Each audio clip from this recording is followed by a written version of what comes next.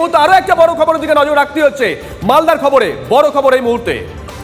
মালদা ফের প্রশ্নের মুখে নারী সুরক্ষা, নাবালিকাকে ধর্ষণের অভিযোগ ফের। দশম শ্রেণীর এক ছাত্রীকে বাড়ির সামনে থেকে তুলে নিয়ে গিয়ে ধর্ষণের অভিযোগ। অচৈতন্য রক্তাক্ত অবস্থায় উদ্ধার করা হয়েছে ওই ছাত্রীকে। ধর্ষণে অভিযুক্ত সমর মণ্ডল নামে এক ব্যক্তি, তাকে ইতিমধ্যে গ্রেপ্তার করেছে পুলিশ। মানিকচক থানার পুলিশের হাতে গ্রেপ্তার হয় এই সমর মণ্ডল। অভিযুক্ত যুবক সমর মণ্ডল নাবালিকার পরিচিত, দুঃসম্পর্ক আত্মীয় বলছে সূত্র। সেই সুযোগ কাজে লাগিয়ে বাড়ি থেকে ডেকে নিয়ে যায় অভিযুক্ত সমর মণ্ডল, অভিযোগ করেছে নাবালিকার পরিবার।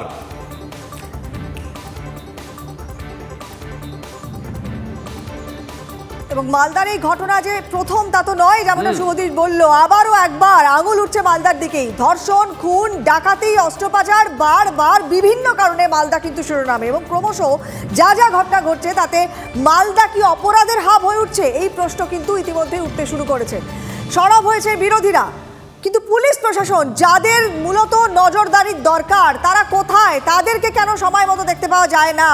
বিরোধীরা যারা এই সমস্ত অভিযোগটা তুলছেন তারা বলছেন অপরাধের মুক্তাঞ্চল হয়ে উঠেছে। কেন এরকম একটা পরিস্থিতি, কি অবস্থা আদতে? মালদা থেকে সরাসরি আমাদের সঙ্গে রয়েছেন শুভতোষ। শুভতোষ,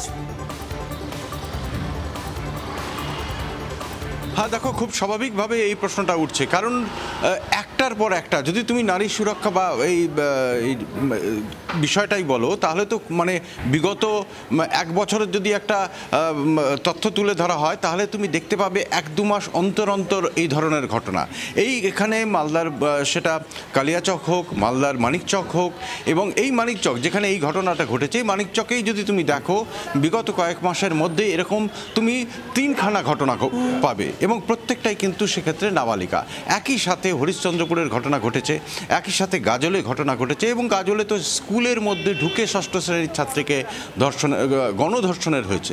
ফলে একই রকমভাবে মোথাবাড়িতেও স্কুলের মধ্যে এক মুখবধির তরুণীকেও ধর্ষণের ঘটনা ঘটেছে। একই বারবার এই মালদাতেই বামনগোলার পাকুয়া হাটে প্রকাশ্যে হাটের মধ্যে পুলিশের সামনে 2 মহিলাকে সম্পূর্ণ বিবস্ত্র করে অকথ্য নির্যাতন এবং মানে প্রত্যেকটা ঘটনা ওই প্রশ্নটার মুখেই দাঁড় করিয়ে দিচ্ছে যে অভিযোগগুলো বিরোধীরা তুলছেন। বারবার এ রাজ্যের শাসক দলের তরফ থেকে বলা হয় সেফেস্ট স্টেট, এখানে নাকি সব থেকে সুরক্ষিত নারীরা, কিন্তু আমরা কি দেখছি?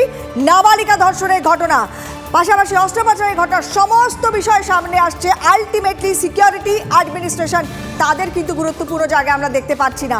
কবে পাবো, কবে এই খবরগুলো আর আমাদের দিতে হবে না, নজর থাকবে সেদিকেই।